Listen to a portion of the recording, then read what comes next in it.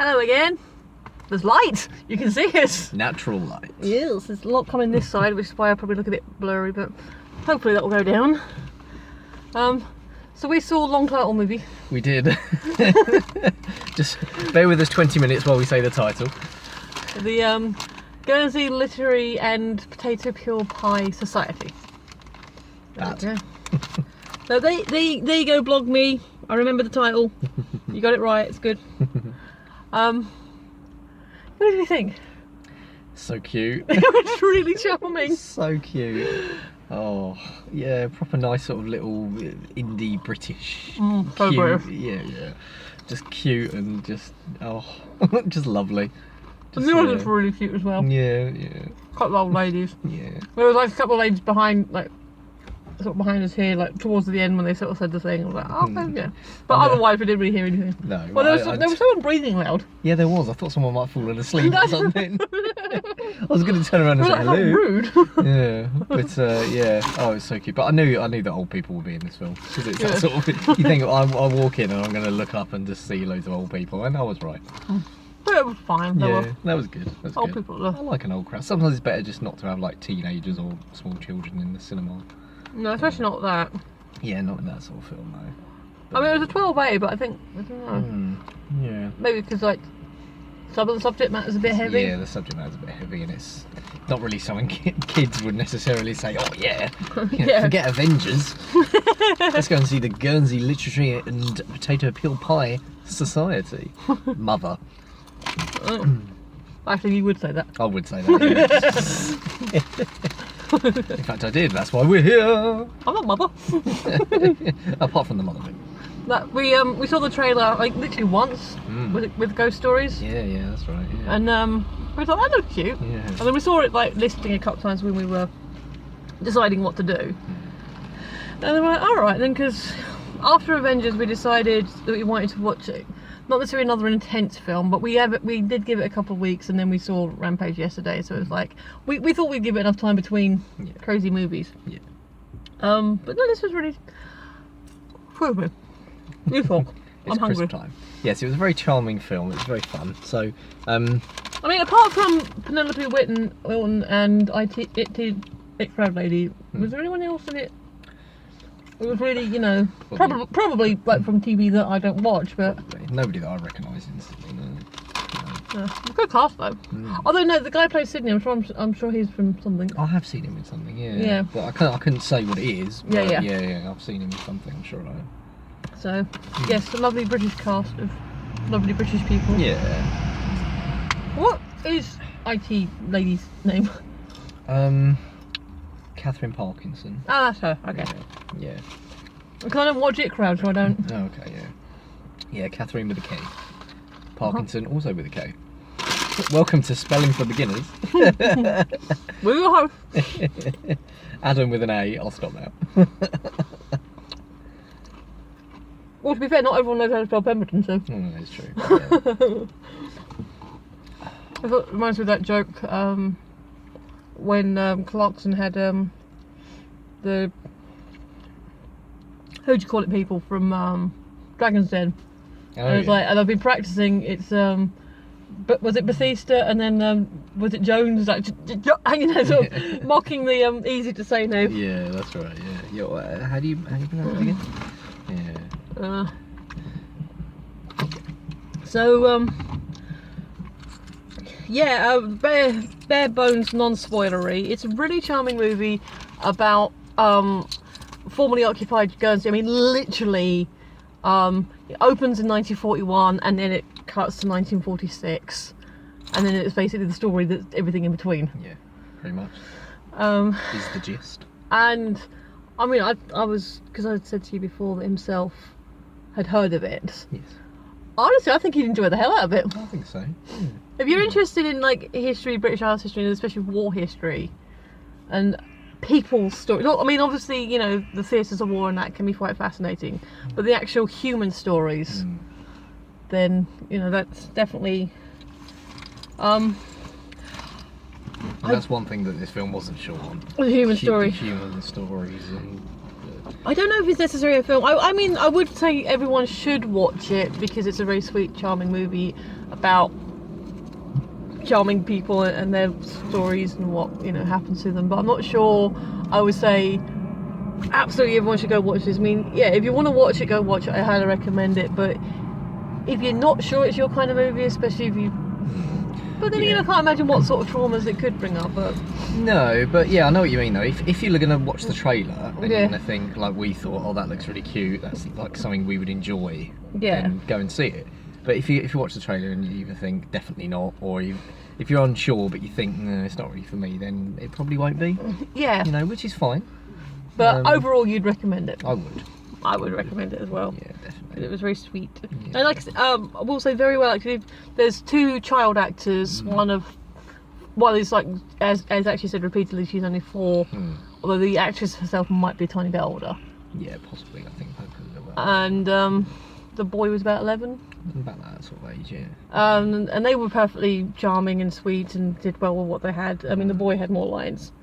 But yeah, otherwise it's all like, established adult actors just doing what established adult actors do very, very well. Very well, yeah. So yeah, we liked it and we give it our thumbs up. It gets the original concept seal of approval. Absolutely. I mean, there's not much more sort of non-spoiler you can say except it's a lovely, well-acted... Oh, actually, there is something I can say. I didn't see, because we didn't watch all the credits, so I didn't see if it was filmed on location, but I'm assuming it was. I assume so. Guernsey's tourist board's going to go up. Yeah. I want to go now. I want to go there, yeah. It's only over there. Beautiful. Yeah. And then, at one point, and I did some comment, it was like they did this, like a was it a sunset? And it was just like the sky was pretty and the coast, and it's like, oh, that's pretty. And it was just really beach and it was so good. Stunning. There were a few aerial shots, especially towards the end, where it like showed the whole island and so picturesque. In fact, there was even one moment, wasn't there? It's not spoiler. Well, no, it's not. It's not spoiler. Where they're walking along the beach. Yeah. And they make comments about the German placements. Yeah. And about how something so hideous can't blight this beautiful. Yeah, and if you know the actual history, I don't know, because I said earlier when I was talking about in the vlog, I don't know if this is actually based on a true story, but at least based within a true event. Oh yeah, well yeah. So I don't know if it's a true story. I don't think it said based on anything, but definitely the occupation happened. As himself was saying, it's the only part of the UK that they ever landed on. Oh, really? I didn't know that. I mean, maybe a few people washed up on a beach somewhere, but an actual officially. Yeah. Oh, right, that's interesting. So if you like charming stories about interesting people, very well acted, I recommend it. If you're interested in sort of more history, but more specifically people's stories within the context of what happened during the war and stuff, I would recommend it. And if you just want to watch a good, well acted, charming movie, go and see it. Yeah. But if there's anything in it that, like Adam said, like in the trailers, you think it's not quite for me, then maybe it won't be, because it's longest, it's about 2 hours. So. Yeah, about 2 hours. So yeah, but I still, aside from the scenery, I would say it doesn't necessarily need to be seen in the cinema. No, probably not. No. So if you're not sure, and if you're unlike us, if you haven't got like a cinema card like we have, definitely have a rental or catch it somewhere on. Yeah. If you don't necessarily want to spend the money on it, then catch it somewhere else. Yeah. But I would recommend it. With that said, spoilers. it's not a big bombast. No, it's not, is it? No. I will say, and sorry, this is if you turned off because of spoilers, sorry, but it kind of really demonstrates what I was saying in the Infinity War. Yesterday we saw the big train. Yesterday was a big loud action popcorn movie, and today was a little quiet movie. Yeah. So that contrast, and we demonstrated that. Yeah. So I think there's a lot going on, and we can't really do a normal blow by blow. So I think we just sort of talk about the characters and the people, and just about sort of what's happened generally. Very female-led movie. I mean, there are male characters, and the male characters are significant players, especially the Dorsey character, Courtney, someone Courtney. something that was him, yeah. Or was he with the older guy? Yeah. Tom Courtney. Tom Courtney, I don't know. Maybe he's the older, I don't know. So yeah, you've got the society, was it Eben, the old boy? Oh yeah, I can't remember his name. He had a funny name, didn't he? They come on pretty names, like Amelia is a name I'm familiar with, and then Catherine is like she's got a funny name as well. Yeah, she did, yeah. So we, like I say, it starts in Jersey where we meet the society in the first place. They're coming back from somewhere, they're on breaking curfew. They're like all giggly and stuff, and because they've been drinking and what have you. And you find out later that they were having when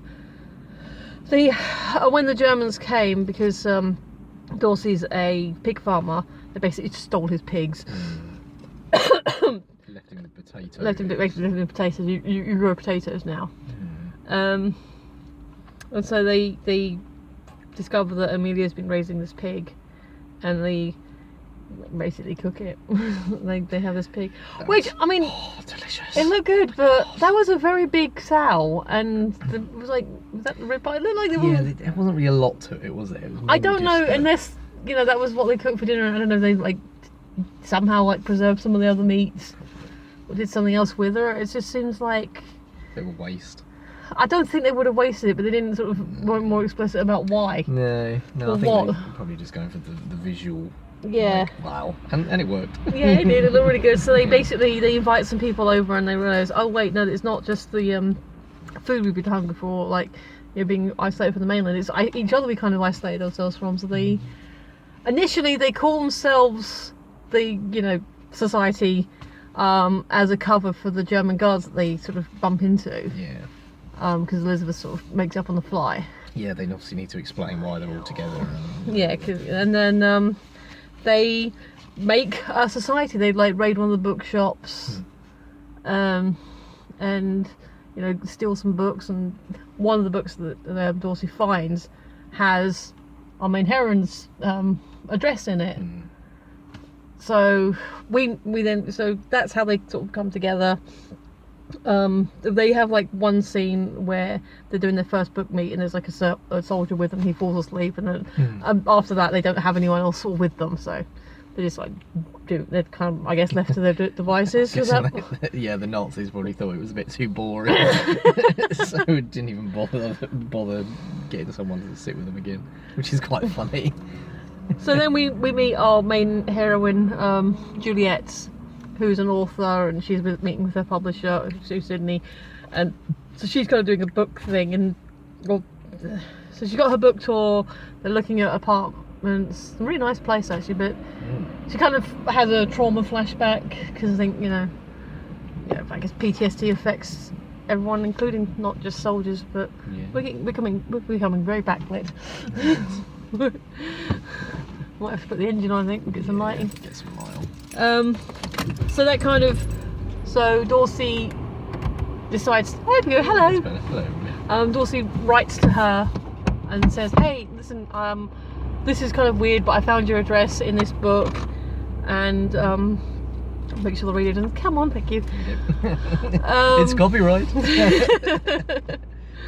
And so he writes to her and says, thank you. We had to they allude to the pig, and she's like, here he said, you know where we could find this book, this particular book, Charles Lamb, and she's like, oh, I gift you this book in exchange for the answers to these questions. And then they have a bit of back and forth, and they share stuff, and she's like, Sydney, I'm going to Guernsey. Because she's it's set up at the beginning, she's got this article to write for the Times, and that's kind of, she uses that as an impetus to go. And then she sort of meets everyone and has a lovely evening with them. And she says, oh, it's going to make such a great story. And they're like, what? And so it then sort of stops becoming a story about this book club. I mean, it's still about the book club, but then it becomes a mystery about Elizabeth. Yeah, nobody seems to want to talk about Elizabeth. Which is alluded to in the trailer, but it's sort of, Yeah, and Elizabeth has a very fascinating story. She does. And even though we're in the spoiler zone, I'm sort of loath to sort of fully explain it, because It's a lot going on. So we've It's very heavy, isn't it? the small child that we mentioned, Kit. We do find out that she is Elizabeth's daughter, and the person she calls Daddy is Dorsey. But we do realise that they both have dark hair, and Kit's a little blonde thing. Which I was thinking at the time, why is she blonde? I know sometimes kids can throw back, but yes, it turns out Dorsey's not the father. No. But no, Dorsey's the daddy though. He is the daddy. Yeah, he's what she calls Daddy. And it turns out that unfortunately Daddy died. Well, she doesn't know that yet, so she didn't find out until later. And so it's kind of, you know, the mystery of what happened to Elizabeth, who is Kit's mother. And it's just, I know we're in the spoilers, but I really don't want to say, you know. I know what you mean, yeah. You say stuff. Okay. Okay, well, basically, so Kit's father was a German soldier. But one of the nice Nazis. He was one of the nice ones. No, he was a doctor who helped them birth a cow. So very cute. I know. Don't eat that one. No, don't eat that one. Little Guernsey cow. Yeah. Or is that racist? Yeah. So basically he never never found out. Elizabeth never told him. Well, to be fair, she was still very, you know. Yeah. But she basically, she was a free spirit who fell in love, because we find out that she's not actually from the island, she's from London, but she was friends with Amelia's daughter, who died in childbirth under Blitz, basically. So, which is very sad. So because of that, Amelia kind of adopted. I mean, she already kind of had adopted her as like her daughter's sister, but once that happened, she's like, I'm staying. There's like scenes with the evac, because the young boy, he's a very charming young man. He was saying he was reading Kipling because he didn't get much education where he was, and so they basically, I'm assuming this is true or based on some truth, that they evac the children literally days before the occupation began. Yeah, I think so. It was like an overnight thing, and like, so Elizabeth was helping him and make him feel brave, gave him a medal of like medal of courage. Like, she's like worn away because he needed lots of courage. Yeah, well, you would. So, and yeah, it's basically she Juliet has an American fiance, Mark, who I originally thought they said it because it was Markham. Yeah. And I originally thought they said Malcolm. Okay. Because I thought, Malcolm Reynolds, that's the captain from Firefly. That's Nathan Fillion. So I was like, what? Did I just? And it's Markham, and he was okay. I mean, he wasn't a bad guy. He just maybe a little bit antiquated. I mean, we're still talking about the 40s. Yes, yeah, true. So, just a rich guy. You know, I guess he was some kind of GI, or was still working some kind of intelligence job, because he helps find what happened to Elizabeth. That's right, yeah. So with his connections, so I guess, and he still has access to something, because like when towards the end of the film, he brings her home on a plane, which is very military. There's literally just rows of seats. It was a military plane. So yeah, it was. He knows people. Yeah, he has access to stuff, so it's probably a GI that just sort of decided to stay, which is fair enough. Yeah, he's a handsome man. He was a handsome man. It's implied that Sydney likes handsome men. Yes, yes. In a very cute scene. And Mark loves his champagne. Yeah. That scene at the end with the champagne, that was funny. That was one of the giggles. We'd all do that. I'm sure it's an expensive bottle of champagne. I mean, there is kind of a romantic frisson between Juliet and Dorsey throughout. I mean, she's never denied that she's got someone at home. Like, if she's asked about it, she's like, yeah. She decides, because she's got this gorgeous Art Deco ring, which I like that. But like when she's first, because the hotel itself is, you know, they're redoing the roof, so she goes to stay with Miss Charlotte, who is the least of the people that you can stay with, but she's quite religious, very bit proper. I mean, she's not a terrible person, but she's kind of a bit of a stick. Yeah. So she stays with her for a couple of weeks, and she realises she's looking at her thing. She calls Elizabeth, you know, a slut, and implies that she wasn't the only one who dropped their knickers for extra rations. And I don't want to, I'm not obviously about slut shaming anyway, but I think that was kind of common that, you know, if you could ingratiate yourself to the occupying forces, you would. Yeah, probably. So it was war, wasn't it? Yeah, you do what you can to survive. Yeah. But as it turns out, that no, it was just with Christian, and it was quite sweet what they had. So she wasn't just all around the island. I mean, like, there's other things, like we find out Dorsey beat up a dude, which was that was a great scene. Yeah, screw that dude. He was an informant. Yeah. And nobody liked him. But he's still on the island, and, like, as the old boy said, he has to live with that. Yeah, but he doesn't seem to care though. So. Well, no, it looks uncomfortable, a bit Weasley. It was. I just. Because basically, so she's decides when she sees Miss Charlotte snooping that because she's been on the island for a couple of weeks at least by this point, so she decides to stay with, is it EC or something? Something like that. The Catherine's character. And they basically have a sleepover because she makes moonshine, she makes her own gin. Yeah. There's like all the different flavours. So. And they have a we sleepover.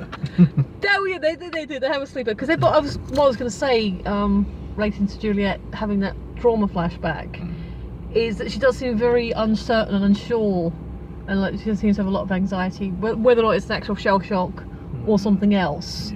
Because she did lose her parents. And it's implied that she was in London throughout pretty much the whole Blitz.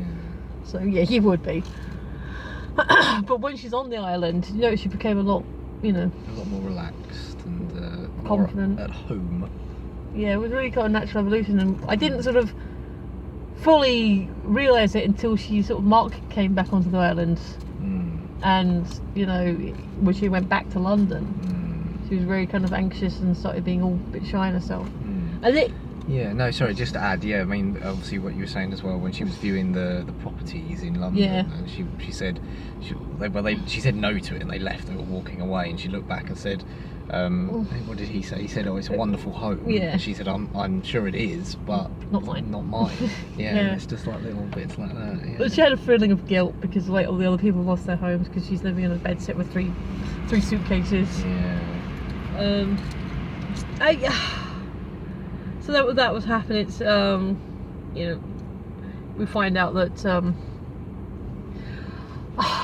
maybe it's just me being daft, but when they were all kind of snuggled up, did you think like maybe Izzy was gonna like Yeah, a little bit. A little bit. Like, whoa, twist. Did not see that coming. Well, yes, but no. No, it wouldn't have worked. But yeah, I did think that. My publisher's going, oh, I'm not the only one. Yeah. Hello. Yeah. But no, she was very shocked because she did seem to have something of a flirt with the local sergeant. Yes. Yeah. So yeah, I don't think she was, but I think she was just because she said she hasn't had a passionate moment with someone. Yeah. I don't know. Maybe she's poly. She's just like maybe. She's never had that kind of encounter, so she doesn't. I guess she doesn't. You know. But she's looking for the right person. Her Heathcliff. Yes. Are we all? Yeah. Maybe. But I mean, there's no big action sequence. There's no big set pieces to sort of really analyse. Pretty sure there's no CGI. Kit playing with the piglets were very cute. Yeah. Oh, cute little piglets. Delicious, but cute.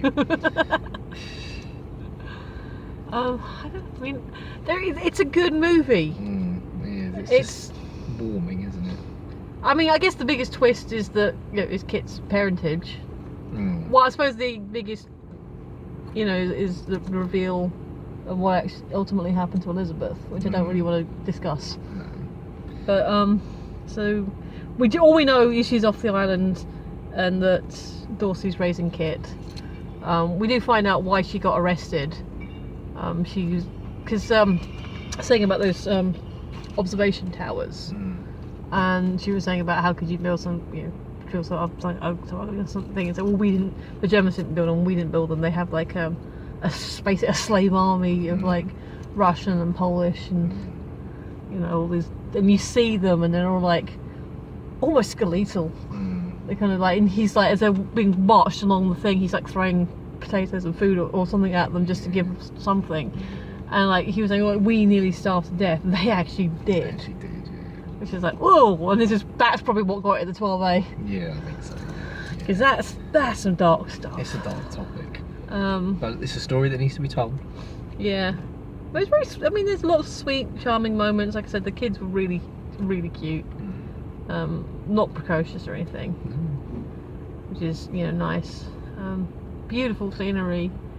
I mean, it's quite hard we can't really go blow by blow because a lot happened. It's like, well, a lot of flashbacky bits as well. A lot of flashback, which is really cool.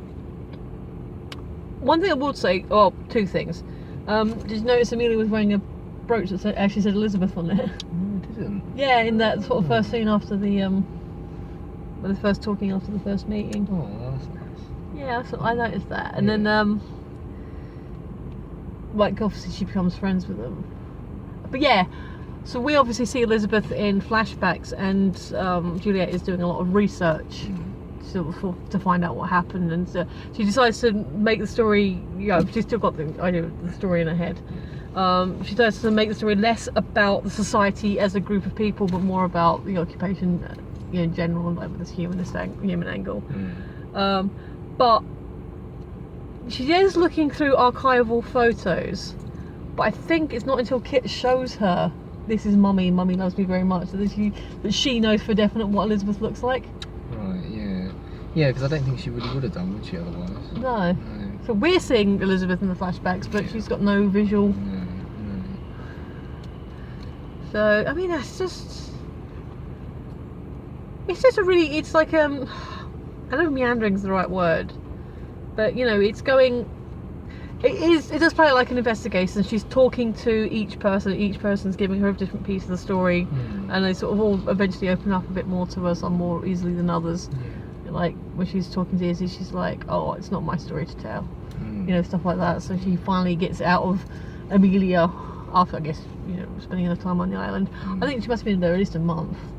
Yeah, roughly. Yeah. So consider the amount of time it would have taken to travel there as well, back in 40. Yeah, but no, I mean, it's like, I think it was at least a week or so, because she went to you see her at least 2 meetings. And then she says she's been at Izzy's for a couple of weeks. Oh yeah, that's true. So it's weird because I'm saying Izzy, but Izzy is the name of, Izzy with a Z is the name of her hero in the book tour she's doing at the beginning. Yeah. Because like it does keep cutting back to Sydney. Actually, before she announced she was gay, do you think that after she told him, like, because she calls him up, she's talking about stuff, and she's like, oh, by the way, will you give me away? And he's like, are you sure? I was like, has he got a candle for her? Yeah, I was thinking that when they were having that conversation on the phone, and he's smoking. Yeah. Yeah, he seemed a little bit downtrodden, didn't he? Yeah, but maybe just didn't quite trust Mark, or thought he'd take you. Yeah, maybe. Yeah. Or maybe he just thinks no man is good enough for them. Like a Will and Grace scenario. Or maybe, just the fact that he, I don't know. He and Mark... Maybe he does love her, but just not like that. Yeah. You know what I mean? Did he and Mark have a scene? Did they, like, see their relationship? Did we see if they got on or not? I don't think so. No. Maybe just one of those things. Yeah. I thought maybe he was holding a candle, but apparently not. Because her name's not George or Tom. Yes. He likes man's names? Yes. No. Yes, he does. Oh, brilliant. He likes men's names? Which is cute. Like I said, she's really cute. She's Izzy's quite a quirky character. Yeah. But again, you don't know how much of that is trauma based. Yeah, true. Yeah, it could be sort of covering things up. Well, she seemed quite, even at the beginning, she seemed quite flighty. Yeah. Like I said, I haven't seen IT Crowd. I think the only other thing I've seen her in is... I can't remember the name of it. It's a Peter Davison sitcom that only lasted like 8 seasons, so like 6 episodes. It's one he did with his daughter, which was quite cute. They were playing father and daughter, funny enough. Okay. Part they've been training for years. Yes. But that's really sweet. That's a charming little sitcom. But that's because like I said, I'm aware of IT Crowd, but I've never really watched it, so that's the only thing I can say for sure I've seen her in. And I don't have anything against the woman. I've just not really watched much of her work. No. So and she was perfectly wonderful and charming in this. I mean, is there any more you can sort of? This wonderful little. Yeah, I think we've covered sort of all the bits. The bits we don't want to. I mean, I know we're in the spoiler zone, but stuff we don't want to sort of give away. Yeah, now go and see it. If you experience it for yourself. It's a very lovely, charming film. Yeah. We had a nice crowd of people. So the people behind us. Oh yeah. Towards the end of the film. So she goes back to London. Her landlady's like, she seems a bit down. Because at the beginning of the film she sort of said, no typing after 10 o'clock, I can hear it, it's like worse than the guns. And then towards the end she's not typing, the silence is worse. Because she was, she seemed to genuinely care about her. And so Sydney comes up and sort of talks to her and said, well, wait, he's like, I promised them I wouldn't write the story. And something clicks. It's after she breaks up with Mark. Something clicks and she decides to write. And she gives the manuscript to Sydney, and he's like, no author. I said, well, you can't publish it. I promised them that I've done this for you, so you can know their story. Yeah. And then go to the post office, because that's where the old boy and the kid work. And he's like sorting through the mail, and he's like, Granddad, this one's into the society. So they're like, sitting there, and they open it up, and she opens the letter, so I apologise, I broke my promise, but I promise this will never be published, and all this. And she dedicates it to Kit, and that's my name, will you read it to me? Maybe later. Yeah, maybe later. She's not quite old enough yet. But yeah, so because when she leaves, she makes a promise to Dorsey that they'll still write to each other. And he's reading a letter, and it's like saying stuff about, maybe you find the people you're meant to be with before you've even met them, or something like that. And it's like, and your definition of family. He's like I've got to go to London. And the old boy gives him his tie, which is really charming. He's like, you go get her, don't let her marry that Yank. Yeah. I think she's already broken up with him. So she just told us, where?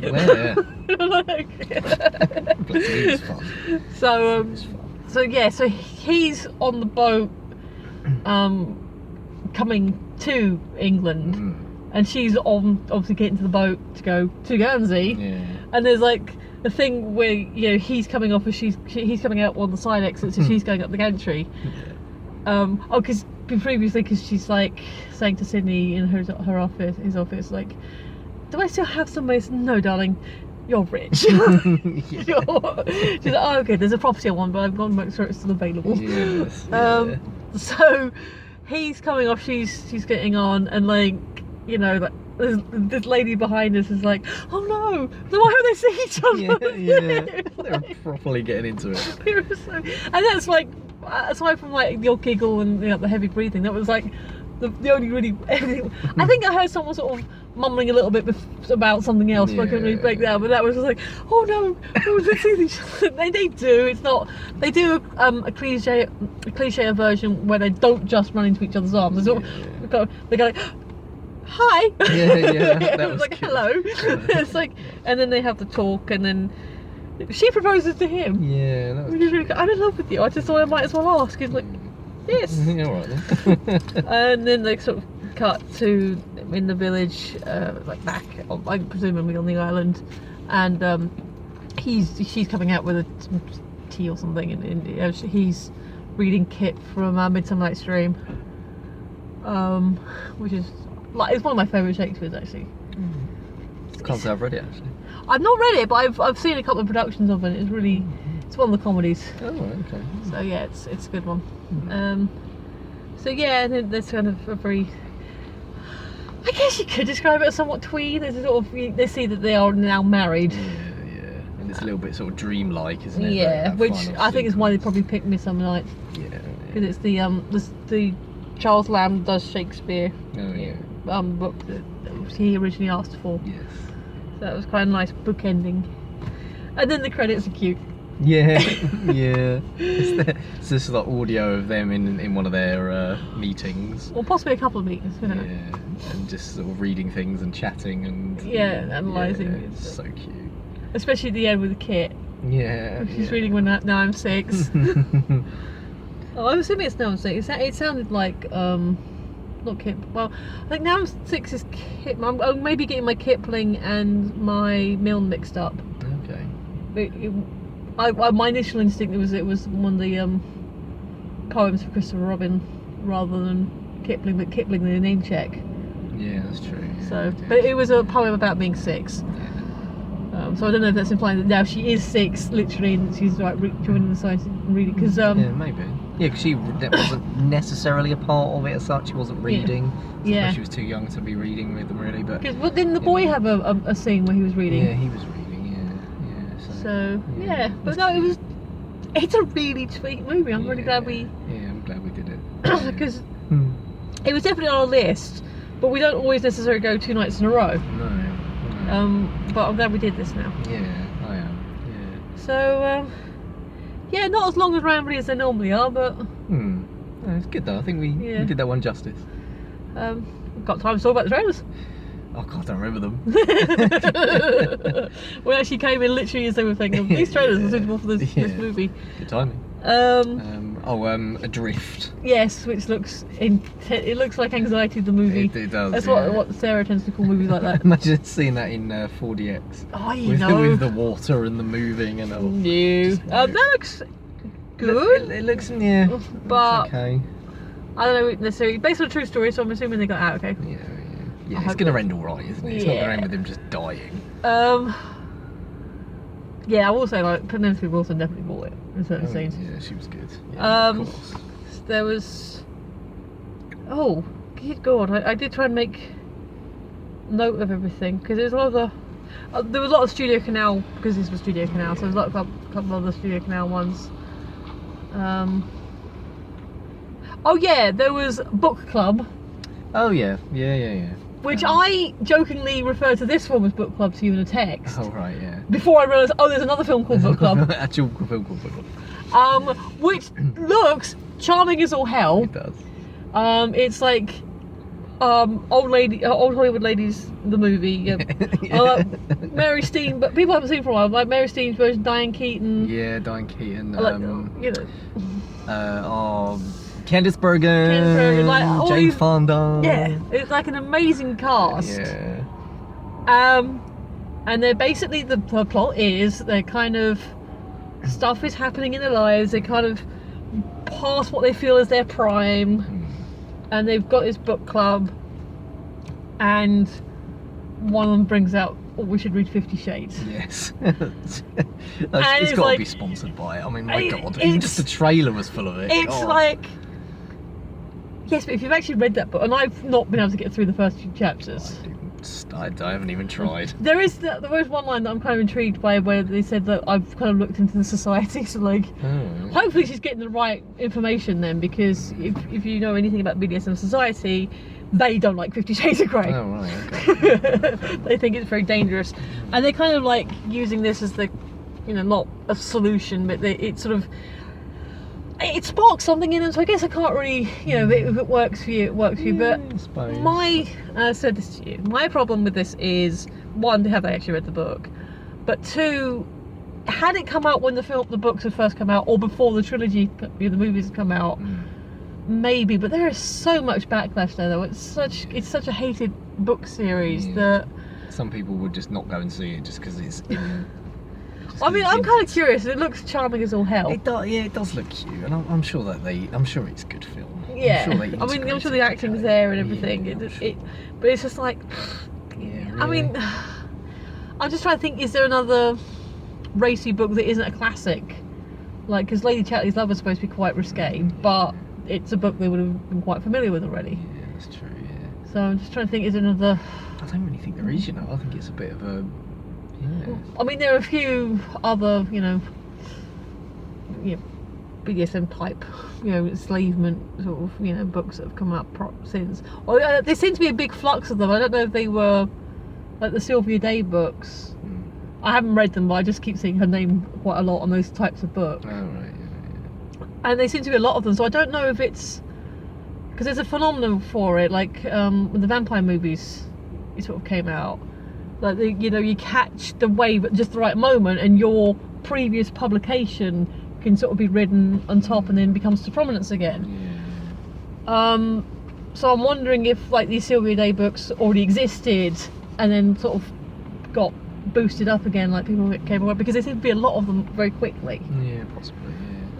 But 50 Shades is a phenomenon, and the kind of book it is, because it's for better or worse, it is a saucy novel. You know, just because it's also horribly misogynistic and abusive. You know, do your research. Actually, the Dom's got a great series on that. He hates it. But the film itself looks charming as all hell. I just wish I'd picked another book. But then again, sitting here, I can't think of another book that could use that would have that kind of. Yeah, I know what you mean. The other one was Ocean's 8. Oh yeah, that looks good. I like the other one. Well, I liked 11 and maybe 12, not 13. I still haven't seen 12 and 13, which is weird because they're the ones with Eddie in. Oh yeah, that's true. Yeah, they were. You know, 12 was good, but 13 I felt was a bit meh. Yeah. Sandra Bullock, Anne Hathaway, again, an amazing cast of women. Yeah, a lot of strong women films. Yeah, it's just really cool. It's really good. It's good. Like this film was very, woman-led. Sisters. Yeah. That looks kind of, because I was saying before, I haven't seen the new Ghostbusters, so I'm not actually commenting on the content of the film because I can't. However, I said even before it came out, before I saw the trailer, it's like they're doing it as a kind of soft reboot. Yeah. When it would be perfect for a franchise. And by that I mean, instead of having them based in New York again and making their own society and doing all that, they'd be like, hey, so these old dudes from the 80s made these, they go around busting ghosts, and we're interested in ghosts, so why don't we buy a franchise and do it that way? And you can still probably tell the same stupid story they told, but at least the premise is then set up. Yeah, that's true. You're in an existing universe. Yeah. And it would have been, and like I said, I haven't seen the film, apparently it's actually not that bad. I mean, I'm not watching a lot more. For me, outside of anything else, I have a problem with the concept, and like I said, if it had been a franchise, they could have, written in better. But the trailer just looks stupid to me. I try not to, we go to cinema lots, you can't help judging movies by the trailers, but whereas the Ocean's film, they do mention Danny Ocean. I think is Sandra Bullock supposed to be his sister or something? Yes. Excuse me, yes. Julia Roberts is in the original. Yeah, she was. So basically they're doing a jewel heist on the Met, and that looks like it might be a fun movie. Yeah. I liked 11 as well. I haven't seen the original 11, but it's in the same universe. Yeah, exactly. Yeah. It's like they're not trying to remake it with women. They're like, okay, the boys have had their fun, now it's our turn. Yeah, exactly. Yeah. So, and I think was there another trailer or was that? I think that was it. No, was there another one? There wasn't many, was there? No. I think that might have been it. There's no children's movies, was there? Because there was. I think so. I think it was another British film.